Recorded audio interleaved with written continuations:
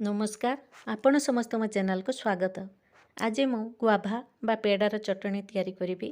एथिपाई जो उपकरण गुड़िक नहीं मु 250 ग्राम पेड़ा गोटे नहीं धोई परिष्कार कर पुछि नहीं तार पानी की 4 भागरू गोटे भाग धनिया पत्र नहीं 2टी कंचा लंका नहीं आधा इंचर अदा नहीं गोटे चामच जीरा नहीं गोटे चामच लेंबू रस नहीं आधा चामच कला लुण नहीं आधा चामच धला लुण आउ आधा चामच गोलमरीच नहीं।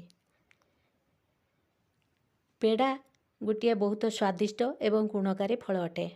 मु धोईकी रखिथिबा पेड़ाटी को तार मुंडी काटी सफा करदेबा तापर तार स्लाइस काटिबा।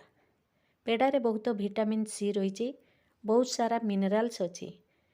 प्रतिदिन आमे गोटे लेखा पेड़ा खाइले आम शरीर पर बहुत उपकार मिलता है।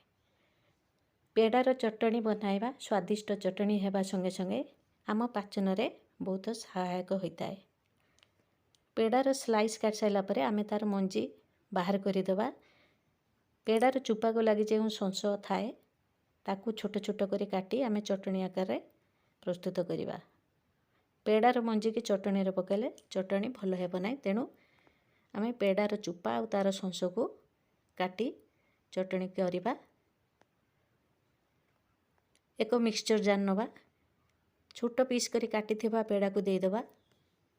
धनिया पत्र कंचा लंका अदा जीरा गोलमरीच लेंबू रस कला धला लुण सब दे मिक्सचर जार रे आम बाटी नवा।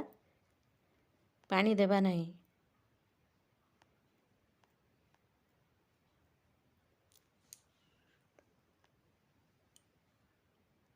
आमर चटनी प्रस्तुत हो जाइए। एक बाउल को बाहर करी नवा। पेड़ार चटनी आमे भात रुटी सहित खाई परिबा। बहुत स्वादिष्ट ये चटनी लागिबो। आपण मो वीडियो को लाइक शेयर कमेंट करेंगे, सब्सक्राइब करने को भूलिबेनी। आउ एक नुआ वीडियो नहीं आसिले आपण सहित मोर साक्षात हेबो। नमस्कार, धन्यवाद।